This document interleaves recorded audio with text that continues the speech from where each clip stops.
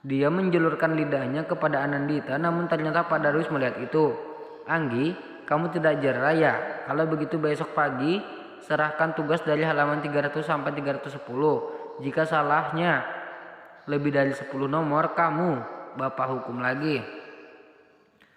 Kedua bahu Anggi turun lesu. Dia kembali mendesah, tapi ya sudahlah. Anggi malah kembali melihat Dita dan mereka tersenyum bersama. Kedua orang itu beralih menatap Nafisa. "Maaf," ucap Nafisa tanpa suara. Nafisa ingin bergabung dengan kedua sahabatnya, namun sepertinya itu tidak mungkin. Pak Darwis tidak akan membiarkan Nafisa melakukan itu. Jam 9 malam, Anggi dan teman-temannya baru pulang sekolah. Anggi melambaikan tangan pada Nandita dan Nafisa. Dia melihat ke sisi sebelah kiri dan langsung berlari ketika melihat mobil suaminya. "Assalamualaikum," ucap Anggi sembari membuka pintu mobil dan duduk di samping suaminya. "Waalaikumsalam," Rehan menoleh. "Kenapa?" Rehan bertanya karena wajah istrinya ditekuk sampai kusut seperti kenebu kering. Ini semua salah Om Rehan.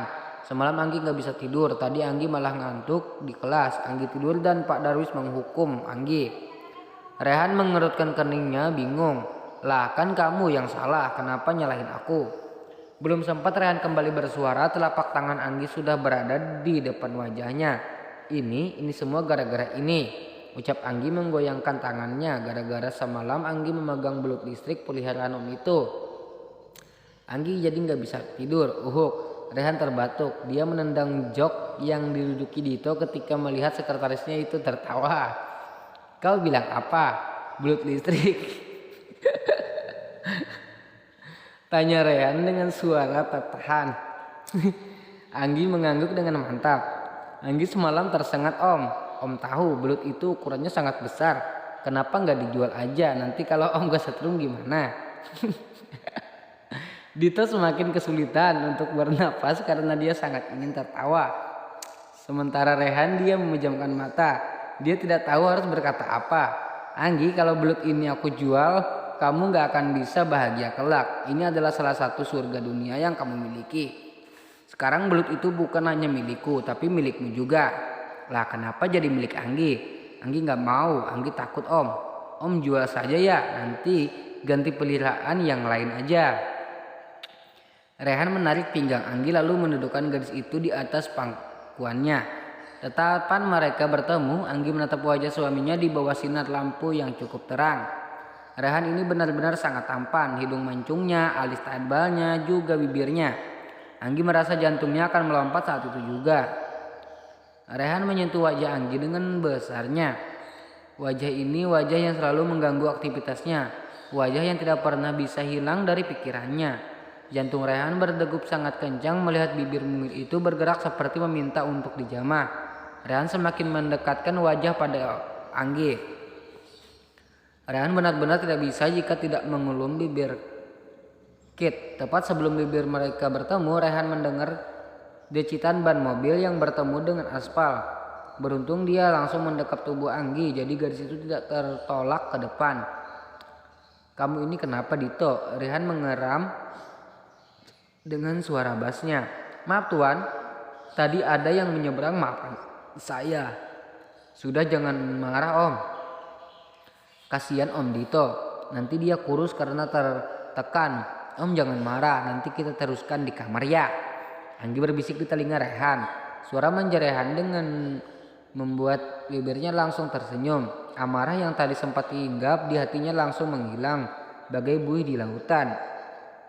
"Astagfirullah, mereka bisa melakukan itu di rumah. Kenapa harus melakukannya di depan jomblo sepertiku? Bikin ngiri saja. Sabar ya Maiki. Kamu pasti akan segera mendapatkan pawang." Dito berbicara dalam hati. Sesekali dia melirik bagian intinya yang sudah sangat ngiri.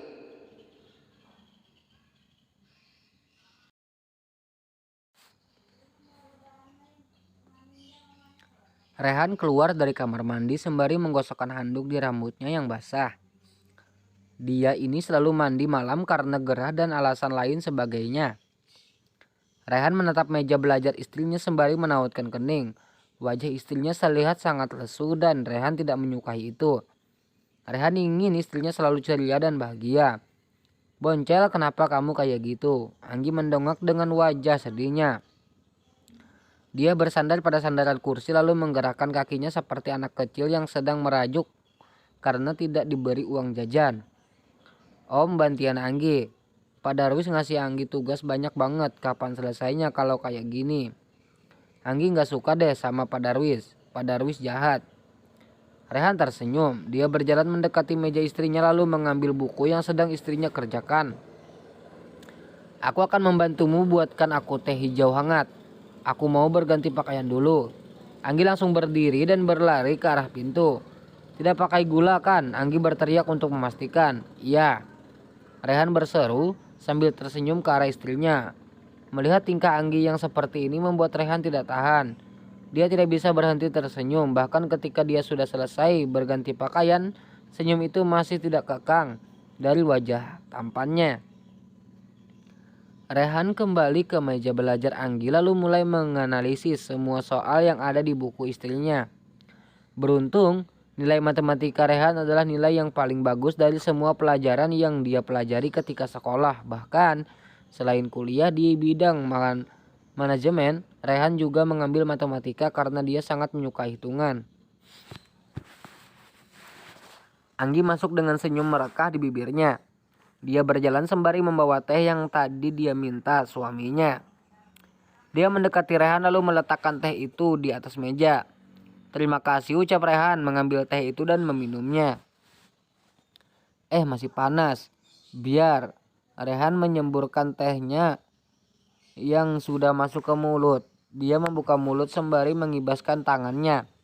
Lidah Rehan mati rasa. "Kenapa sangat panas?" tanya Rehan pada Anggi. Anggi menggeleng. "Tadi Anggi nggak cek suhu airnya dulu. Maaf." Anggi berbicara dengan wajah penuh rasa bersalah. Dia melirik dagu Rehan lalu meniup mulut Rehan yang kala itu sedang terbuka. Rehan terpaku melihat wajah Anggi dari jarak yang sangat dekat.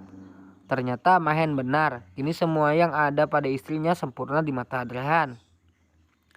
Bahkan dari napas Anggi yang sangat wangi min, dan entah apalagi mereka menggunakan pasta gigi yang sama. Namun Rehan merasa napasnya tidak seharum ini. Anggi melotot ketika Rehan menarik tengkuknya lalu menghisap seperti sebuah vakum. Ingin menyela namun tidak mungkin. Anggi hanya akan mengikuti permainan suaminya sampai suaminya itu puas.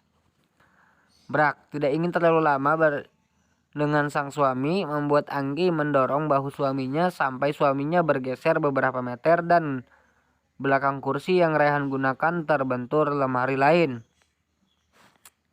"Hehe, maaf Om, tugas Anggi masih banyak." Rehan mendengus. Dia menarik kursinya lagi mendekat ke arah meja. Setelah berada di posisi yang sesuai, dia menarik tangan Anggi lalu mendudukkan gadis itu di atas pangkuannya. Anggi tersenyum. Dia mulai mendengarkan penjelasan suaminya. Soal-soal ini sudah Rehan jelaskan. Kini giliran Anggi mengerjakan tugasnya. Rehan memejamkan mata menghirup aroma wangi semerbak yang keluar dari rambut istrinya. Dia menyibak rambut yang menutupi leher sang istri. Wajahnya menunduk menghirup wangi tubuh Anggi. Leher putih istrinya ini sungguh sangat menggoda. Lagi-lagi gadis ingusan ini berhasil membangkitkan syahwatnya yang seharusnya tidak bangun di saat seperti ini. Rehan memang bajingan, tapi dia benar-benar tidak bisa melawan rasa ketertarikan untuk menyentuh istrinya. Anggi menoleh saat merasakan delu napas hangat Rehan. Dia merinding, tubuhnya kembali merasakan sengatan listrik itu. "Om, jangan keluarkan belut listriknya. Anggi lagi kepepet ini." Rehan tersenyum sembari membuang napas. "Ya sudah, kalau begitu kamu isi semuanya. Nanti aku periksa, aku ke kamar mandi dulu." Anggi mengangguk. Dia berdiri lalu membiarkan suaminya beranjak dari kursi. Setelah Rehan lenyap, Anggi kembali fokus pada buku pelajarannya. Jam di atas meja sudah menunjukkan pukul 11 malam. Anggi mulai mengantuk. Dia menguap beberapa kali. Kret. Rehan keluar dari kamar mandi. Dia mendekati meja belajar istrinya. Bibirnya kembali menyunggingkan sebuah senyuman. Tak kala dia melihat Anggi tertidur sembari memeluk buku-bukunya. Rehan berjalan mengitari meja dia. menarik bahu Anggi lalu memangku tubuh mungil itu dan memindahkannya ke atas ranjang. Beruan menyelimuti tubuh istrinya lalu mengecup kening istrinya. Lembut tangan kekar